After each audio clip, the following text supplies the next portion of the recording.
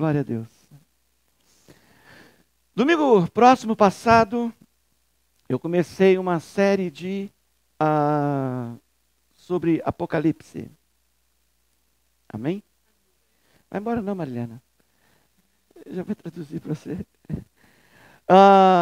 E eu quero continuar meditando sobre esse livro tão fantástico, né?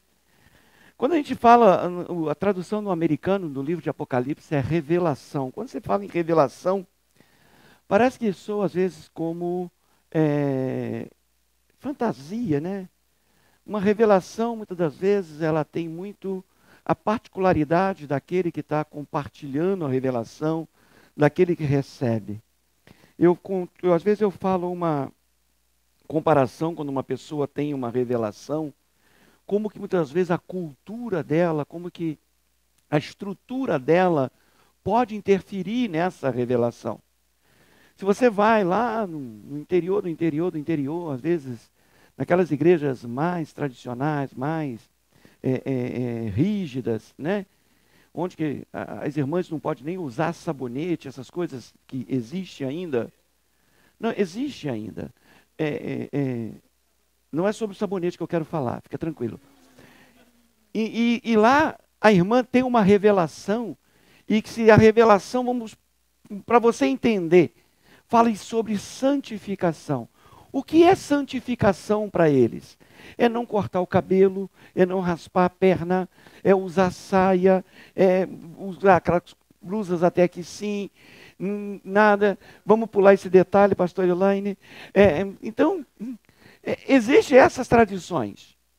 Mas se vem numa igreja como a nossa, se fala em santificação, fala em mudança de interior, mudança de comportamento, a cultura e aquilo tudo que você está envolvido, muitas das vezes define a sua revelação. Para que a gente, às vezes, quando olha o livro de Apocalipse, a gente tem que começar a parar e pensar na cultura que aquele que estava escrevendo, ele está ali com a pena, simplesmente reproduzindo coisas que ele está vendo do futuro. Então isso traz o quê? Algumas visões, muitas das vezes, um tanto quanto difícil de compreensão. Agora, os cristãos em todos os lugares, em todos os tempos, há escolas de teologias que se divergem totalmente sobre a análise do Apocalipse. Há o milenista, pré-milenista, existe até o antimilenista hoje em dia, né? Aqueles que são anti-tudo, né? Anti-salvador, anticristão, anti-tudo, né? Então, antipático, obrigado, pastor Edson. Mas por que nós devemos ler esse livro? Eu já comecei mostrando para vocês no último domingo. Se você não assistiu o culto de domingo passado, você ainda pode ver, creio que já está na internet, né, Crica? É retrasado, desculpa. Obrigado, pastora. Primeiro eu falei para vocês qual era o título do livro. Revelação de quem? De Jesus e de quem Jesus é. Quem é o autor? Quem é o público? Qual o assunto? Fica chutando não, gente. Mostrar o que deve acontecer em breve. Hoje nós vamos falar em Apocalipse capítulo 2, verso 1 ao 7. Tem quase tudo a ver com aquilo que Marcos Augusto começou o culto e tudo que aconteceu durante o culto. É muito interessante que quando a gente começa a pegar um estudo da palavra e a gente vai ler várias coisas, a gente vai ver vários autores, várias ideias, e a gente vai considerar aquelas pessoas que a gente tem bom testemunho deles, para considerar determinadas coisas. E o mais incrível é quando você coloca tudo no papel, você fala, Senhor, é isso mesmo? Aí quando você entra nesse lugar, e que como se inicia o culto, e como é o andar do culto, você fala, é Deus, o Senhor acertou. Eu estou errado, o Senhor está certo. Ao anjo da igreja em Éfeso escreva, essas são as palavras daquele que tem 7 estrelas em sua mão direita, e anda entre os 7 candelabros de ouro. Verso 2. Conheço as suas obras, o seu trabalho árduo, a sua perseverança. Sei que você não pode tolerar homens maus, que pôs à prova os que se dizem ser apóstolos, mas não são. E descobriu que eles eram impostores. Contra vocês, porém, tenho isto: você abandonou o seu primeiro amor. Lembra-te de onde caiu. Arrependa-se e pratique as obras que praticava no princípio. Se você não se arrepender, virei a você e tirarei o seu candelabro do lugar dele. Mas há uma coisa a seu favor: você odeia as práticas dos nicolaítas, como eu também as odeio. Aquele que tem ouvidos, ouça o que o Espírito diz às igrejas. Ao vencedor, darei o direito de comer da árvore da vida, que está onde? No paraíso de Deus. A gente viu que no período em que foi escrito as 7 cartas, nós sabemos que havia cerca de 12 igrejas. Eu falei um pouco com vocês sobre a numerologia. O número 7 ele representa plenitude, número completo, significando que a totalidade das igrejas, incluindo as igrejas daqueles dias e as igrejas de todos os tempos. É muito impressionante, esse texto ele me choca bastante, justamente sobre aquilo que ele fala sobre o candelabro. A primeira das 7 cartas é a essa igreja, né, da Ásia Menor, Éfeso. O que era Éfeso? Éfeso era uma das maiores cidades daquela província, da província romana naqueles tempos. Um importante centro comercial, por ali passava rotas comerciais, por ali chegavam pessoas de tudo quanto era lugar. Então, as igrejas, as religiões, elas andavam em alta. Éfeso era uma cidade com a livre religião concedida por Roma. Éfeso era uma das cidades que ela podia se autogovernar. Estou te dando uma parte de história para que você possa entender a importância dessa cidade. A capacidade, ela tinha um anfiteatro de cerca de capacidade para 25 mil pessoas, amém? E um importante porto. A sua principal rota que atravessava Éfeso ia do porto, onde saíam as exportações, especiarias, tinturas para roupa e tudo mais. Era muito famosa por a produção de púrpura. E ali também havia, considerada uma das 7 maravilhas do mundo daquele período, que era o templo do deus Artemis ou Diana. Então, a fé ali em Éfeso, a primeira vez, quem ministrou foi Priscila e Áquila. Isso mais ou menos, acho que deve ter sido por 52, anos 60 depois de Cristo, mais ou menos. E Paulo, então, ali, os deixou ali em Antioquia. Quando ele estava a caminho de Antioquia, passou por ali e ministrou a eles. Depois eles foram cobertos, tiveram a cobertura e a ministração de Apolo, que era um também dos seguidores ali, dos discípulos de Jesus. Amém? Na próxima viagem missionária de Paulo permaneceu mais ou menos 2 anos lá em Éfeso. E depois Timóteo também ministrando naquele lugar. Nós precisamos ter em mente, quando nós olhamos essa carta e essa escritura aqui de Apocalipse, a gente precisa ter quais são as palavras de Jesus. O que Jesus está falando de importante aqui? O verso de número 1, olha como que ele coloca. Ao anjo da igreja de Éfeso, escreva. Quem está falando? Jesus. Essas são as palavras daquele que tem as 7 estrelas em sua mão direita e anda entre os 7 candelabros de ouro. Essa imagem ela está explicada lá no capítulo 1. Abre o capítulo 1, verso 20. Verso 20. Isso. Esse é o mistério da quê? Das 7 estrelas que você viu aonde? Na mão direita do Senhor. E os 7 candelabros. 7 estrelas são quem? Os anjos.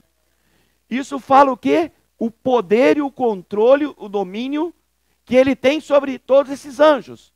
E o que está na outra mão dele? que são os candelabros? As igrejas. Então, aqui está muito claro que Jesus, ele tem o domínio, ele segura, ele tem o controle dos anjos, ele é o Senhor, funciona de acordo com ele. Agora, o que me chama a atenção e que destaca no meu coração é a preocupação que ele tem com os 7 candelabros. Diz que ele anda no meio. Você entendeu de que Jesus chama a sua igreja? Candelabro. O que é um candelabro? Hein? O candelabro, ele não ilumina. Ele sustenta a lâmpada.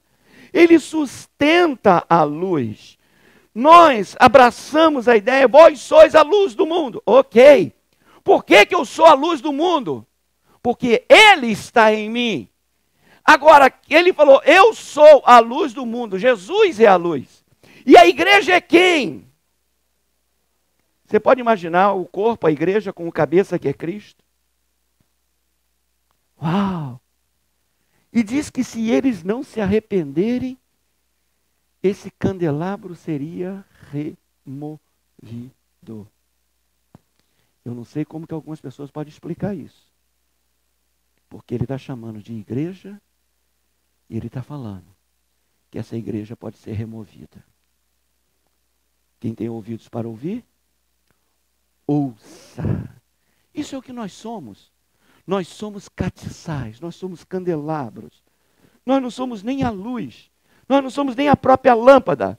Cristo é a luz, é a lâmpada e nós somos aquele. Isso fala muito sobre os nossos objetivos. Qual o objetivo que nós temos aqui como um candelabro? Aqui está muito bem definido. A igreja foi definida para emanar a luz que é Cristo. Nós não estamos aqui para fazer sucesso de igreja. Nós estamos aqui para quê? Para fazer com que Cristo possa brilhar sobre as nossas vidas. Possa brilhar sobre a nossa cidade. Então nessa carta aqui, a igreja de Éfeso, Cristo diz que ele também tinha visto as coisas boas que eles tinham feito. Acho que ele não poupa palavras de elogio aqui, de louvor. Mas ele também vê também o que está pegando aqui. O que está falando disso aqui? De doutrina e vida. De equilíbrio. Nós temos pontos fortes. Como também nós temos pontos fracos. Nós temos coisas boas. Como nós também temos coisas que precisamos consertar. Isso individualmente, isso como congregação, isso como família. Nós temos coisas que realmente são dignas de louvor diante de Deus. E nós gostamos às vezes de enfatizar essas coisas. Mas Deus não quer somente olhar aquilo de bom que você faz. Ele também quer corrigir aquilo que precisa ser corrigido na sua vida. Só que nós somos bons demais. Nós achamos que nós somos perfeitos demais. Aquela igreja talvez se julgava perfeita demais também. O Senhor elogia aqui os cristãos de Éfeso pelo trabalho deles. Eles tinham um trabalho árduo para o evangelho do reino. Eles com uma coragem de proclamar a boa nova do evangelho. Mesmo que isso significasse sofrimento para eles. Eles viviam numa sociedade, não esqueça disso, querido, onde César era o Senhor. E o testemunho deles era o quê? Jesus é o Senhor. Eles podiam ser acusados de traição, de morte. Será que nós aqui nos Estados Unidos não estamos caminhando para esses dias? Aonde você vai ser julgado por causa da sua fé? Já estão sendo julgados. Alguns dias atrás, uma mulher foi presa por causa da sua fé. A lei tem o Estado tem sua lei. Como César tinha sua lei também. E os cristãos estavam debaixo de perseguição. Os discípulos, logo no início da igreja, eles falam uma coisa. Importa-me mais obedecer a Deus do que aos homens. É lógico que muitas das vezes, para muitas pessoas, isso não tem a menor importância. O Senhor elogia a igreja pela sua perseverança. Perseverança significa que eles nunca desistiram. Eles nunca retrocederam. Eles suportaram ali calúnia maliciosa de judeus incrédulos. Você vê aqui que ele fala aqui sobre os nicolaítas. Quem era? Não eram seguidores de Nicolau, não. Os nicolaítas era uma doutrina que eles estavam querendo entrar dentro da igreja, que havia uma casta, havia um grupamento privilegiados que precisava ser recebido privilégios, suporte e sustento da plebe. Então, os nicolaítas, eles eram os poderosos que deveriam ser sustentados e suportados por aqueles mais inferiores. Não muito diferente do que nós vemos nos nossos dias. Porém, eles nunca desistiram da sua fé ou da sua esperança. O Senhor, ele elogia a igreja de Éfeso, Apocalipse 2:2. Eu sei que você não pode tolerar homens maus, e que puseste à prova os que se dizem apóstolos e não são, e os achaste mentirosos. Eu louvo a Deus pela vida de vocês. Eu tenho certeza que se eu colocar alguém aqui para pregar, e que não prega a palavra de Deus e aquilo que você crê que é a palavra de Deus, vai ter uma reação em cadeia dentro desse lugar. Não tem como escapar disso. Sabe por quê? Deus tem falado ao coração de vocês. Deus tem ensinado vocês. Vocês não são levados por vento de doutrina. Vocês não são levados pelo entretenimento. Vocês vieram a esse lugar porque vocês querem Deus. Vocês vieram a esse lugar porque vocês amam a Deus. E se alguém subir nesse lugar e não pregar a palavra de Deus, certamente quando eu anunciá-los, você não vai entrar nesse lugar. A igreja de Éfeso não tolera, não ostenta, não aguenta, não suporta e se coloca contra os homens maus. Falsos apóstolos, que descreve aqui na nossa passagem. Eu sei que a igreja de Éfeso, como vocês, não permite ser enganados por falsos apóstolos.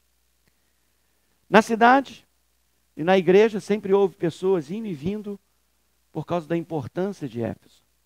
Boston é uma cidade que tem os que vão e os que vêm. Boston é um grande lugar.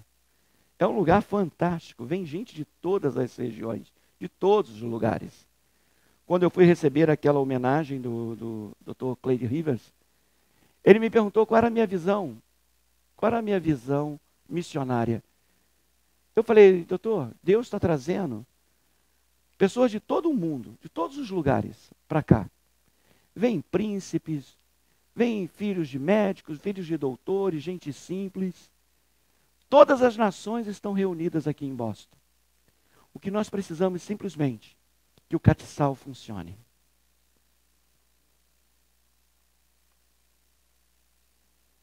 E pulou um monte de coisa aqui. Candelabro.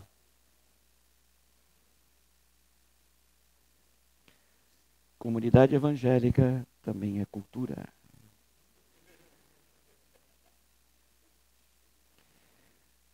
Gente, pulou tudo aqui. Eu fui parar lá na mensagem de domingo que vem.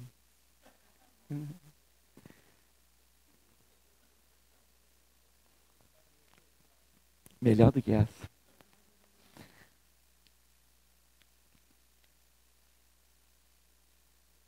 A igreja de Éfeso, será que ela ouviu esse conselho de Deus de voltar ao princípio? De voltar às primeiras obras? Hoje nós não conhecemos mais essa igreja de Éfeso. Ela já não mais existe. Especificamente, geograficamente, essa cidade. Parece que eles não guardaram. Parece que eles não se mantiveram tão atentos à exortação. Ouça o que o Espírito diz às igrejas.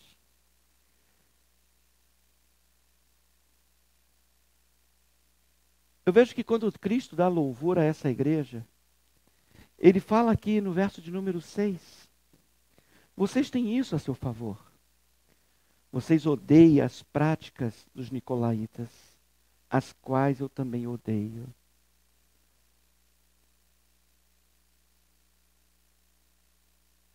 A igreja de Éfeso, ela é elogiada por odiar o erro, as falsas doutrinas, o pecado, as heresias.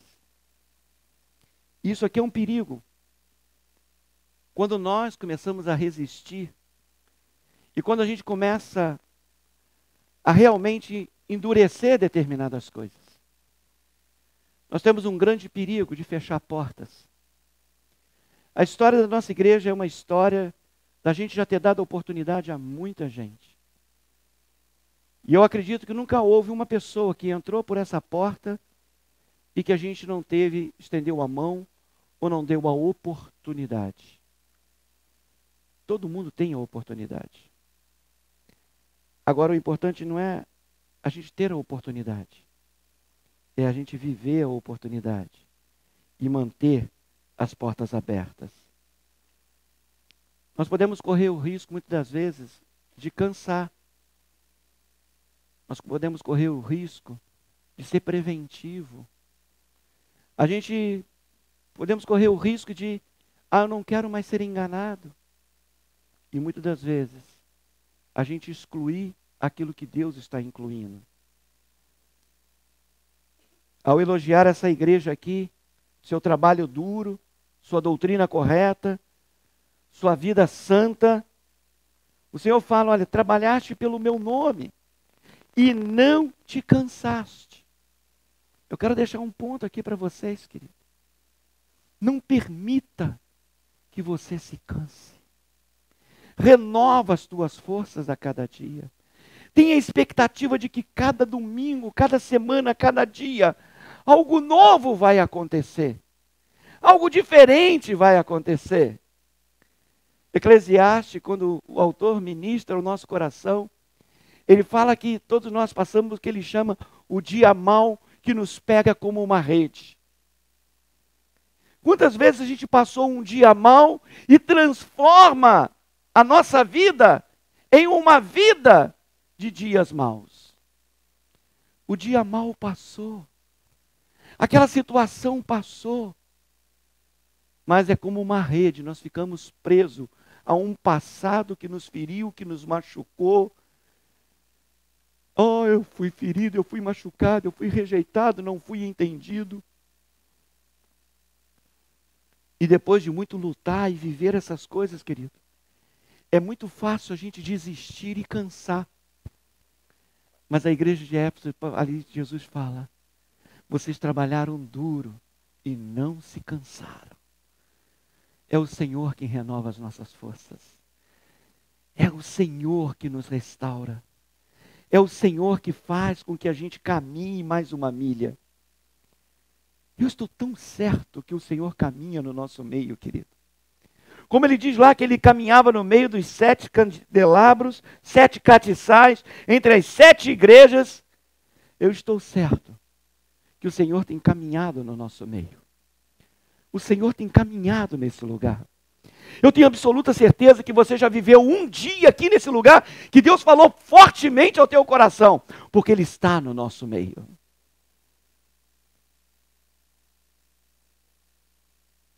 Como a igreja de Éfeso, nós temos tentado trabalhar duro para o Evangelho do Reino. Eu creio que nós podemos apontar coisas boas que têm acontecido. Nós temos diversos talentos em nosso meio. Nós temos pessoas que têm crescido. Quando eu estava vendo a Jamile falar aqui, eu fico imaginando, eu olhei para trás 2 anos atrás. Aquela menina que entrou aqui, talvez, assim como dizer, eu sou um patinho feio, sou estranho nesse meio, um estranho no ninho. Não falava nem muito. Era ou não, José? Quantas vezes nós entramos nesse lugar? Lembra a Adriádina? Totalmente diferente hoje. E outros, Cléo nem falava. Hoje eu tenho que tomar o microfone da mão dela. Deus tem feito vocês crescerem. Lembro de Roberto. Nossa, que mudança Jesus fez nessa menina. Maico, aquele menininho, aquele garotinho. Começou a treinar bateria. Hoje é um homem de Deus. Cara compromissado. O que Deus está fazendo no nosso meio, querido? É lógico que nós queremos engatar uma 7ª e avançar e ver acontecer. Mas nem sempre acontece assim. Nós temos que trabalhar duro. Nós temos que trabalhar com perseverança. Nós temos que trabalhar com amor.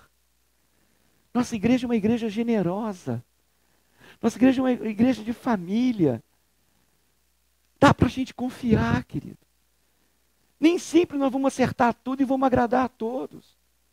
Eu tenho certeza que já teve um dia, esses dias atrás aí, depois eu tive que rir com a pastora Eneida, que eu quebrei o pau com ela, mas eu fiquei bravo demais com ela. Aí depois eu falei, agora eu já estou calmo. Aí ela começou a rir, né? Graças a Deus ela começou a rir. Ela tinha todos os motivos do mundo e ainda tem os motivos, não quero lembrar, de ter ficado muito brava comigo. Você sabe, pastor, eu acho que eu nunca fiquei tão bravo com alguém como eu fiquei com você. Olha. Gente, eu já devo ter feito alguma coisa que você não gostou. Mas como eu também já devo ter feito muita coisa que foi bom para você. Eu acreditei em você. A gente acredita em você.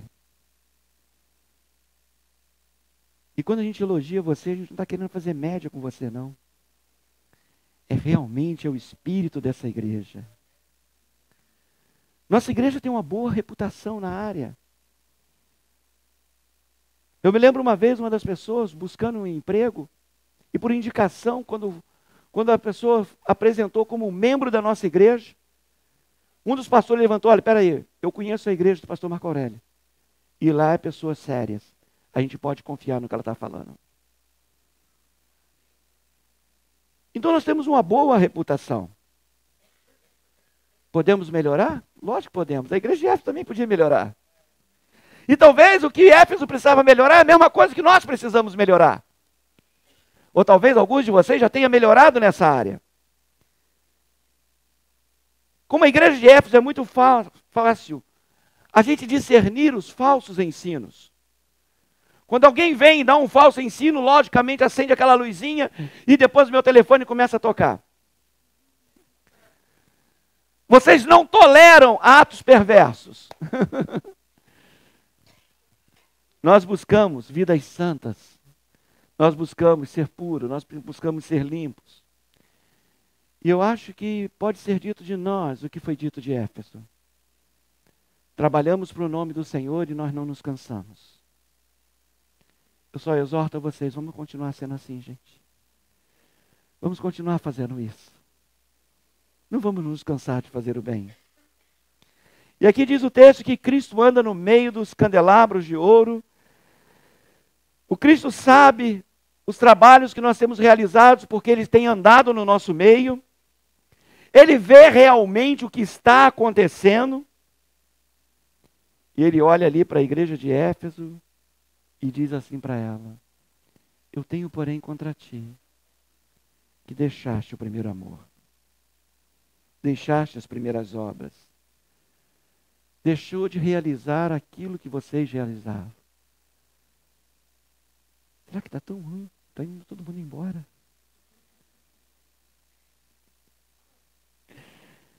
Quantos lembram das primeiras obras? Eu não gosto muito dessa expressão, primeiro amor, porque é meio difícil acabar o primeiro amor. Mas quando lembra quando você aceitou Jesus como Senhor e Salvador? Quando lembra que você, quando entrou pela primeira vez numa igreja e o seu coração se derreteu diante do Senhor? Eu me lembro a primeira vez que eu vi a Gisele. Oh, gente. O coração fica assim, ó. Eu comecei a trabalhar a minha vida, descobri o schedule dela, por onde que ela passava, as rotas que ela fazia. E coincidentemente, eu sempre estava ali naquele caminho. Por coincidência. Gente, que preço alto. Eu troquei o meu horário de trabalho simplesmente para coincidir com o horário que ela entrava no trabalho dela. Então eu tinha que estar no ponto do ônibus, esperando o ônibus para ir para o trabalho, no horário que ela passava. Isso era coincidência. Mas só que eu tinha que sair mais tarde depois da empresa.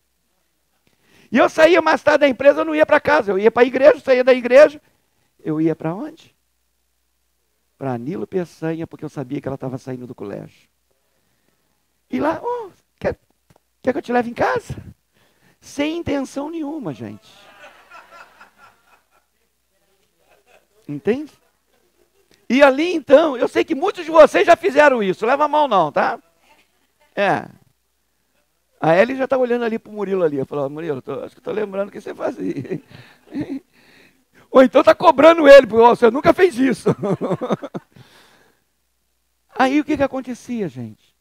Eu ia logo, tinha aquele papo no portão, né? E eu ia embora. Quase que no último ônibus, já cansado, que trabalhei o dia inteiro. Quantas vezes eu dormi dentro do ônibus e passei direto, depois ter que andar quase 2 quilômetros de volta.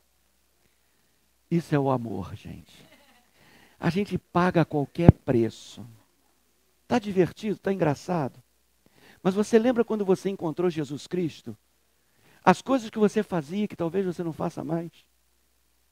A disposição que você tinha que talvez alguma coisa endureceu de tanto batalhar, de tanto tentar abrir uma porta, e essa porta não abrir. Ao invés de você abrir e mudar a situação mudou a sua vida. E você esqueceu as primeiras obras.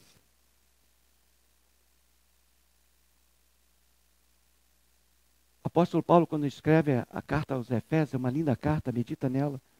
Efésios 1:15.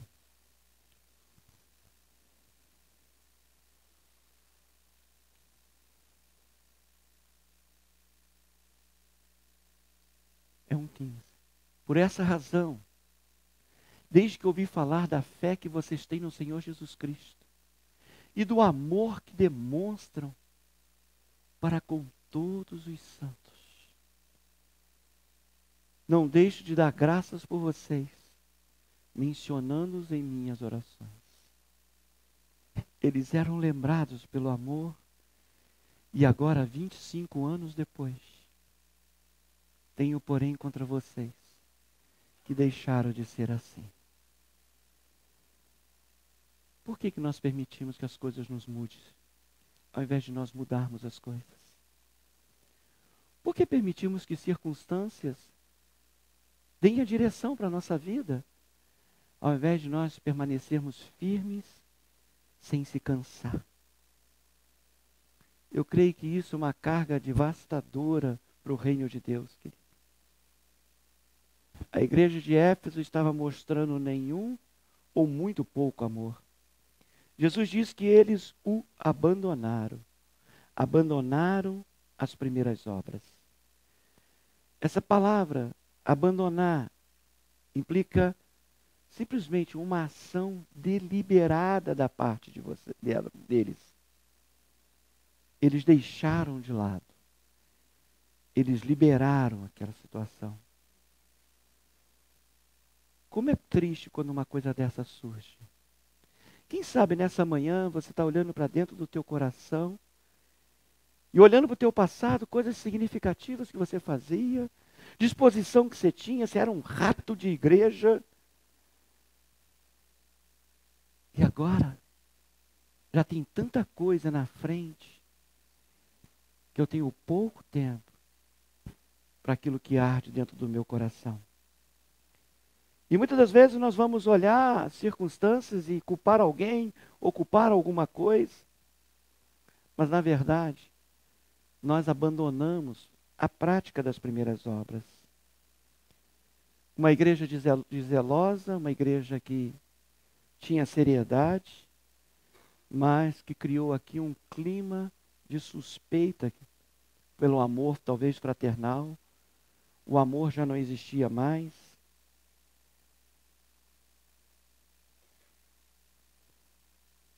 Eu creio que o amor é uma das marcas verdadeiras do cristão e da igreja. É a coisa mais forte que nós podemos desenvolver no nosso meio. O apóstolo Paulo, quando ele escreve ali sobre o hino do amor, no capítulo 13 de Coríntios, ele fala ali que ainda que eu falasse a língua dos homens e dos anjos, se eu não tiver amor, eu sou apenas como um sino que soa, ou como um símbolo que retine. Ah, se eu tivesse o dom de profecia e conhecesse todos os mistérios, poderoso, todos os dons de profecia, todos os ministérios, toda a ciência, fé para mover uma montanha, Mas se eu não tiver amor, eu nada serei. Se eu puder agora dar todos os meus bens aos pobres, distribuir tudo que eu tenho, botar o meu corpo para ser queimado, se eu não tiver amor, nada disso me aproveita. Sabe o que acontece? A nossa carência às vezes é tão grande, que ao invés de a gente dar aquilo que nós temos, nós estamos simplesmente querendo receber aquilo que nós não temos. Nós estamos mais querendo receber do que dar. Nós esquecemos de todos os dons que estão dentro de nós. Nós esquecemos de toda a habilidade que está dentro de nós. Nós esquecemos de tudo aquilo que nós podemos fazer. Ontem à noite, a Jamile mandou uma mensagem para mim, falou comigo no telefone. Pastor, não sei como te agradecer, você cozinhou sábado passado, cozinhou esse sábado. E se eu tiver de cozinhar sábado de novo para você, querido, eu vou cozinhar. Calma.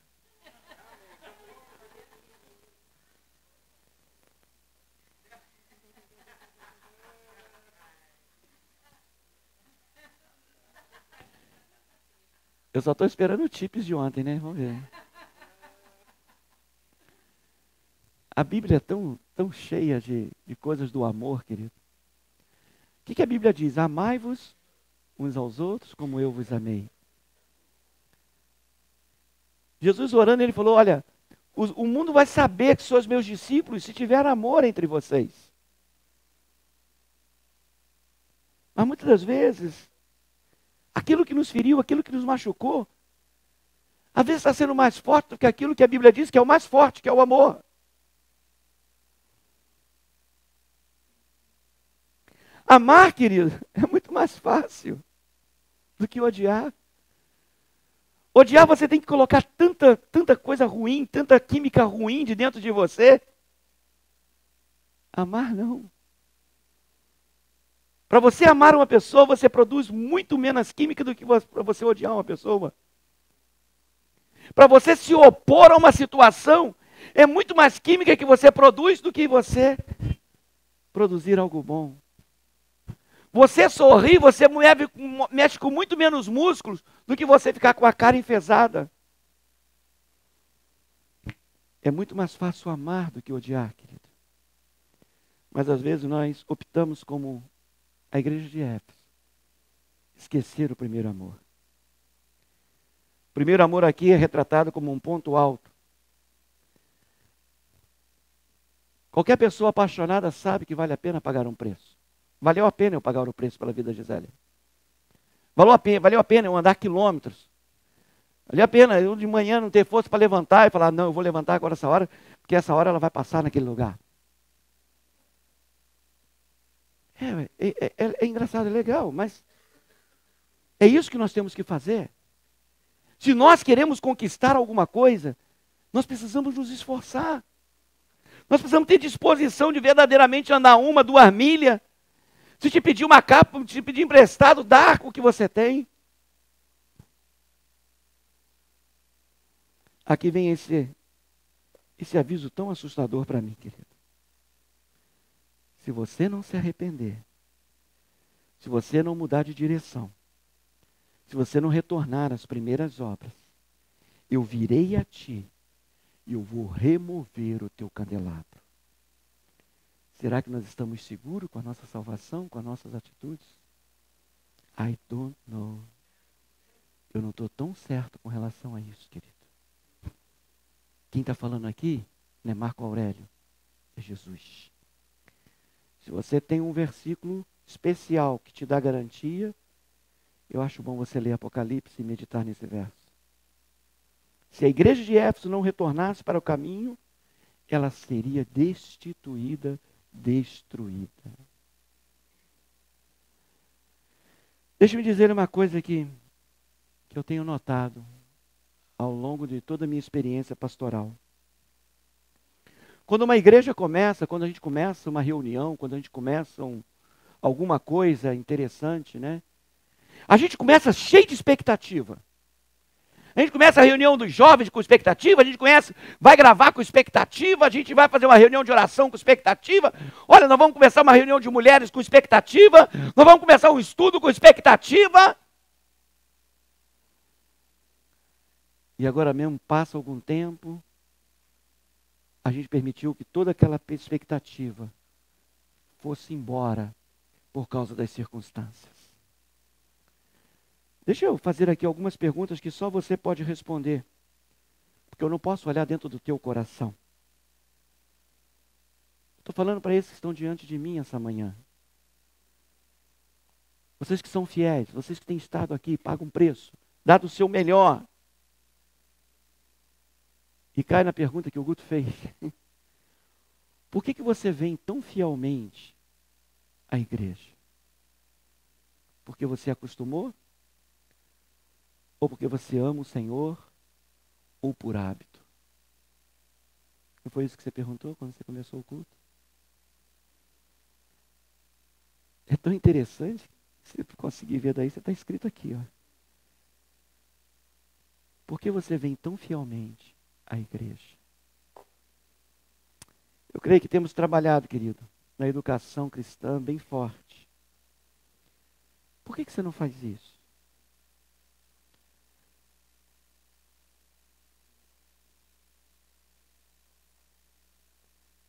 Por que às vezes você foge do conselho? Por que às vezes você só quer ouvir a sua razão? Deus quer falar com você. Deus quer mudar a tua vida. Deus quer que você retorne às primeiras obras. Deus não quer que a igreja seja um peso para você. Muito pelo contrário.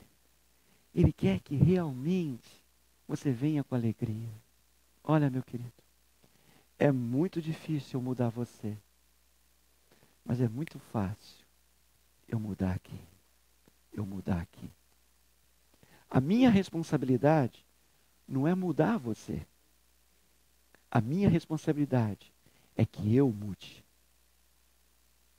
Às vezes nós estamos querendo que as pessoas mudem, mas a nossa responsabilidade é que eu mude. Essa semana, aconselhando uma pessoa, falando com uma pessoa, e essa pessoa quer mudar, e eu falei, teu problema não é geográfico. O teu problema é mudar a sua emoção, é mudar a sua razão de viver, é mudar a tua cabeça. Às vezes nós podemos mudar geograficamente e mudar com todos os problemas e as dificuldades. Se eu não mudar aqui, se eu não mudar aqui, ô meu irmão, aquele que tem ouvido, ouça o que o teu pastor fala hoje à tua igreja. O que o Espírito Santo quer falar, querido? O Senhor nos elogia quando nós trabalhamos duro, quando nós nos envolvemos com o reino, quando nós fazemos o que é certo, quando nós estamos doutrinamente puros, quando viemos para a ceia como nessa manhã. Mas Deus é tão fiel que Ele nos diz também quando nos falta o amor. Quando a nossa vida não está tão reta quanto a gente imagina. E a gente fica aí triturando na cadeira e está falando porque Ele me conhece. Não, porque Ele anda no nosso meio. Ele anda no nosso meio. Jesus anda no nosso meio. Ele é Deus presente, Ele não está longe. E se Ele coloca uma mensagem dessa para nós, século 21, próximo ao século 22.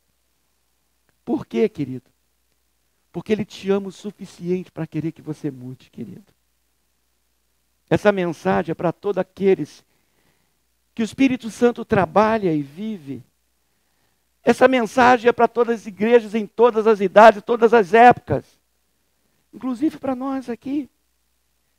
Aquele que tem ouvidos, ouça o que o Espírito diz à igreja. Vamos voltar à prática do início. Vamos revitalizar o nosso coração. Vamos falar, não, olha, estou junto, vamos fazer acontecer. Ah, igreja, vocês são fortes. E o Espírito de Deus está no meio de vocês. A irmã que a Lucia e o Tony convidaram para estar aqui no último domingo, ela falou, que presença de Deus. Que coisa fantástica. Mas quantas vezes, querido, essas coisas nós já não conseguimos mais observar. Por quê? Nós precisamos voltar à prática do início. Não vou dizer que você tem que voltar ao primeiro amor, que eu acredito que você nunca vai deixar de amar o Senhor Jesus. Eu sei que você ama Jesus. Mas quem sabe, Deus não quer te dar um novo começo. Deus não quer fazer você olhar e falar, eu quero estar de volta. Eu quero estar num estudo. Eu quero estar ajudando a Adriana. Eu quero estar fazendo reunião de casais. Eu quero estar fazendo isso. Eu quero estar na oração. Vocês acham que eu venho na quarta-feira de oração porque eu estou precisando de oração? É tão difícil eu fazer um pedido de oração. Eu venho aqui porque eu sei que a minha vida faz diferença eu estando aqui. Eu sei que eu posso orar por alguém. Eu vou em todas as reuniões porque eu sou o pastor? Não, querido. Eu poderia ganhar muito mais dinheiro na América não sendo pastor. Não é por isso, não. É porque eu amo estar nas coisas de Deus. Eu vou lá na oficina do Murilo tomar cafezinho porque o café é bom? Também. A gente chega lá, o que a gente compartilha, Murilo? Coisas do reino. Pão de queijo. Agora é burrito lá, gente. Tem um novo menu lá agora. Tá? Pãozinho de queijo é lá na casa dele. 10 pacotes no freezer. Então, ó, joia. Né? Mas olha, não basta ter carteirinha de membro para ir lá não, tá? Tem que ter um quilômetro rodado, né, Murilo? Não é assim não, chegar e... Tem uns caras intrujão que chegam lá, cadê o café que o pastor falou? Não é assim não.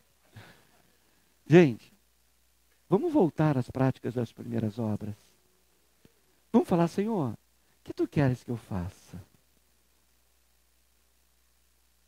Obedecer é melhor do que sacrificar, gente. Jesus falou que se nós não voltarmos à prática das primeiras obras, nós vamos ser removidos. Eu creio que você não quer que essa igreja acabe. Você não quer que isso que acontece todo domingo, durante a semana, deixe de acontecer. Quantos entendem isso? Vamos? Quantos pode dizer, pastor, conta comigo? Nós queremos. Nós queremos. Olha, gente, reconstruir. Gostei. Reconstruir é mais difícil do que construir. Reconstruir, você tem que destruir aquilo que está mal e colocar uma nova base, talvez, criar novas paredes. Mas vale a pena. O mais importante, se você tem o Espírito de Deus, eu sei que você está ouvindo. Vamos ficar de pé?